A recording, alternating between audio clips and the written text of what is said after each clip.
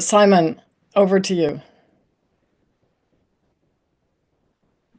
All right, thank you, everyone. And I just want to say before I do my slides that we did meet together as a panel beforehand, but we didn't know what was in each other's slides. But it's actually incredibly rewarding that everyone has said what they said, because what I'm about to say basically summarizes what everyone else has gone through. And importantly, we get to see quite an interesting view into the market. We deal with hundreds and hundreds of architectural practices, and we've got over 200,000 projects in our database where we've got fee income, we've got time costs, we've got expenses and billing. And we get to see the common themes across the markets, and everything that everyone's mentioned is exactly what I wanted to raise. So this will just be about reiterating what everyone's talked about. And you can have a very fancy MBA, but you don't need one. You just need to understand that there's only two levers that you can that you can pull on in architectural practice to make more profit. And that is either you're going to charge more or you're going to spend less. Like, it's not rocket science. So how do we go about charging more? So some of the other speakers have talked to this already, but it's about making sure you get your fee right at the start. Now, our industry has this sort of legacy where we tie fees to percentage base, and it comes from 20 years ago, where that was actually the primary reason for us doing it. But that is actually a problem, because quite often we will work out the fee based on percentages, but not understand what is the cost of delivery, which everyone's talked about. And to know that, you need to know two things. So one, what is the billing rate for each of your different resources? And that needs to be made up from salaries. It needs to account for utilization, so non-project time. And it needs to include your overheads. And we do these workshops with architects. So you might have 50 or 100 architects in the room, and put up financial information. And we say, what is your cost rate for 1 hour of your time? And we get 50 to 100 different answers, and they're usually at half the level of what they ought to be. So we're not very good at understanding exactly what an hour of our time costs, including the profit, what we should be charging. And we should be charging, to Nick's point, we should be charging on value. So if we're solving a problem that is huge, we could charge a higher fee, but we at least need to know what is the baseline fee that we shouldn't be charging less at. Otherwise, you're going to be just making a loss on the job.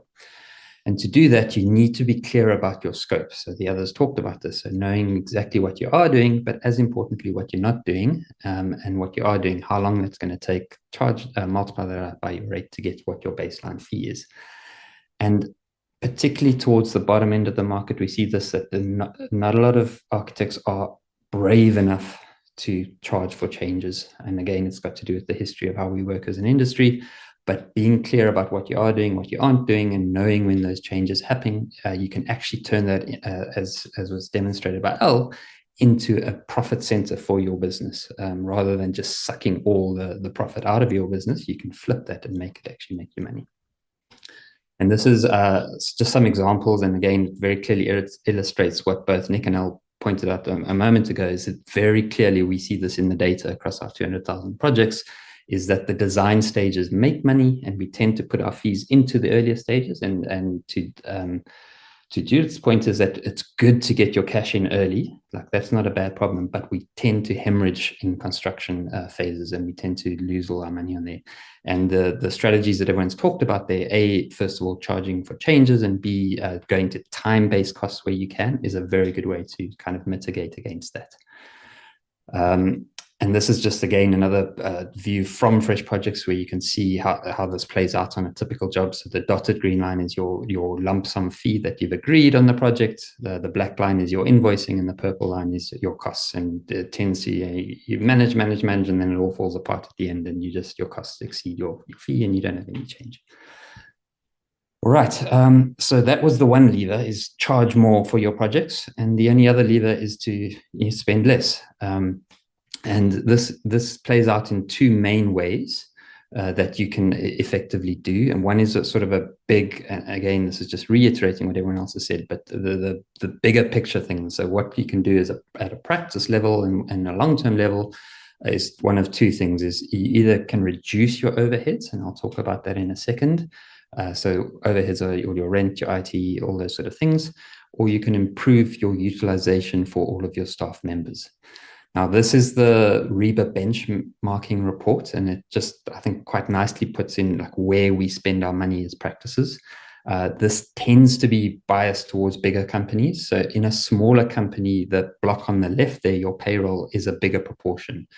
So if you look at the ratio between the left-hand side and the right-hand side, we see this across the industry. Typically, that is for a smaller practice, if you're a 1 or 2, 3-person practice, you'd expect that ratio to be about 1.2, 1.3. What that's saying, for every pound you spend on a salary, you're spending 20p or 30p on running your business. So small practices run leanly. Medium-sized practice, like a 20, 30 man, that should be probably about 1.7, 1.8, around about there. And for the really big practices, the overheads grow and grow and grow, and that tends to be closer towards 2, 2.1, 2.2. So in those practices, for every pound you're spending on a salary, you're spending another pound on just running your business. Okay, so you can optimize this, and obviously I don't think any architects out there are deliberately not frugal in this area. So there are obviously little bits you can do in here, but it's not the big thing that you can do. You can always just make sure you're not being out of line with benchmarks, but you can just tweak there.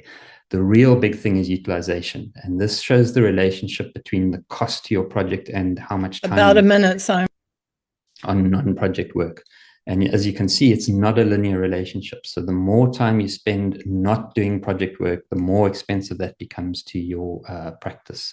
So if you can offload, and particularly with your senior staff, offload the non-project work to cheaper resources, that is probably the biggest and most effective way of getting your costs down in the business. It basically means you can deliver more projects with the same people.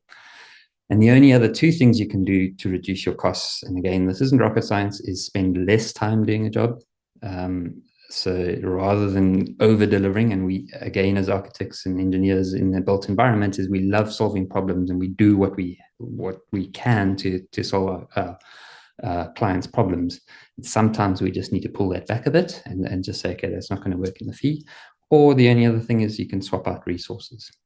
And just to close off, this is just an example, again, from Fresh Projects of resource planning. So you can look at across your projects, and you can say, okay, which resource is working on this job, how long is it going to go for, and what is the impact on the budget, most importantly. So if you do reduce it by a week, you can see, okay, we're going to make a profit. Or if it goes on for another 3 weeks, how much that's going to affect your profit.